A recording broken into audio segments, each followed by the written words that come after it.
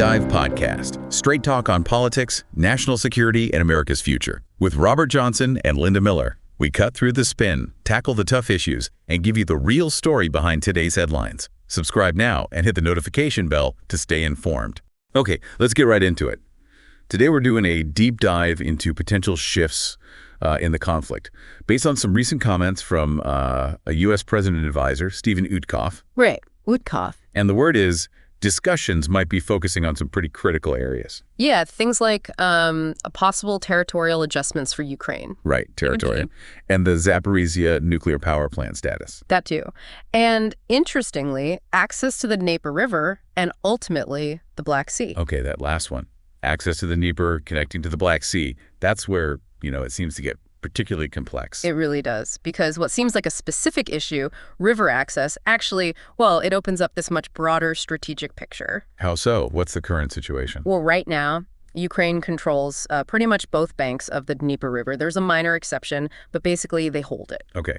And Witkoff's suggestion, or what's being reported anyway, is this idea of Russia maybe transferring the Kinburn Spit to Ukraine. Exactly. The thinking is that this could grant Ukraine sea access via the Kursyn port. It's a very specific proposal being floated. But that specific proposal raises bigger questions, doesn't it? It absolutely does. I mean, solving the immediate Kursyn port access is one thing, but there's this other perspective, right, which sees full control of the Dnieper, the entire navigable length, historically stretching way up north, maybe even towards Smolensk, as fundamentally crucial. Crucial how? Like a highway? Pretty much. Think of it as this major water highway. It connects Belarus and Ukraine straight to the sea. That unlocks potentially huge international trade opportunities. And that's where the really deep strategic stuff comes in. It's not just trade, is it? Oh, definitely not. Controlling the Dnieper, well, it could link Russia's north and south. Through waterways, yes, but also land routes. Which routes are we talking about? Specifically, think Odessa, Kyiv, Chernihiv, Smolensk, St. Petersburg. And another, Odessa, Kyiv, Bryansk, Moscow. Wow. That kind of connection.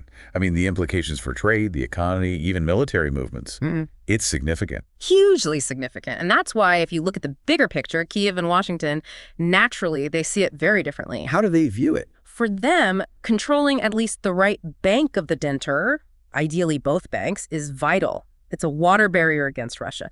And what's more, they want to control that same river artery for their own strategic interests. Which explains their actions near Kursyn. Precisely. Their efforts to get footholds on the left bank near Kursyn, their moves towards Crimea, it all points to pushing back Russian forces and securing that Odessa highway. Which is a critical supply line, a route for troops. Exactly. So even talking about negotiations, it seems the absolute baseline, the starting point, has to be Ukraine continuing to exist as a state. That's the fundamental demand, right? The initial one. Yes, the Nepomons, the demands being put forward first. But, if talks actually started, we'd probably see follow-up demands pop up very quickly. Like what?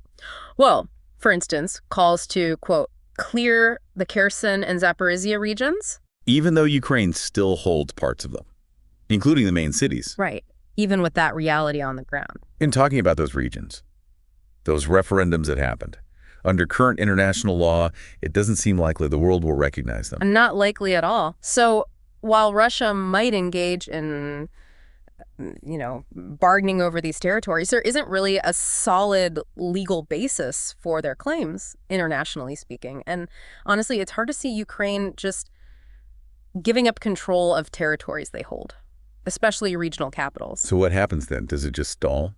It could lead to certain tactics, maybe talk of a truce or potential territorial freezes right along the current line of contact. Okay, a territorial freeze. Let's unpack that. What would that actually look like? What are the practical effects? Well, a freeze could mean Russia potentially pulling back its claims on parts of Kherson, Zaporizhia, maybe even Donetsk. But on the flip side, Ukraine would also lose, or at least not gain, control over territory it doesn't currently hold. How would each side sell that politically? Ukraine might frame concessions, if any, as responding to pressure from allies, pushing for peace. Russia, though, has consistently framed its goals around its own security. And that's the core tension, isn't it? A line on a map doesn't necessarily mean security for Russia if they see the other side as, well, still a threat, maybe even feeling victorious. Exactly. While Ukraine, even if it loses some territory temporarily, could claim it achieved its main goal, staying independent. This reminds me of the Istanbul talks. There was disagreement about the size of Ukraine's military. Right, the Istanbul documents. Russia reportedly pushed for a smaller force, maybe around 60,000 personnel. But Ukraine wanted a much larger number. That was a sticking point, never agreed upon. But realistically, how effective are agreements that try to limit a country's military size? Well, if you take a more, let's say, cynical view, history isn't exactly encouraging. Think Germany after World War I. Military limits on paper didn't last. And today, you've got battle-hardened fighters in Ukraine ready to rearm, plus ongoing Western weapons supplies. So limiting troop numbers via treaty, it might not reflect the reality for long. Plus the wider context. Right. The current U.S. administration isn't backing Ukraine for NATO right now, and you've got Hungary blocking EU membership talks. Correct. So if negotiations were to happen, you can expect intense pressure on every single issue, just like we see now. It sounds like a recipe for deadlock. The chance of talks stalling or just failing completely seems pretty high. The demands are just fundamentally opposed on key issues. And for Russia, making big concessions, that could be politically dangerous back home, which really limits their flexibility at the table. They might just end up saying a hard no to many things. So it boils down to a fundamental clash over territory. Russia's minimum versus Ukraine's maximum possible concession. That's a huge part of it, yes. And think about that line of contact freeze idea again. It might be spun as acceptable, maybe even a win for Ukraine and its allies. We stopped Russia.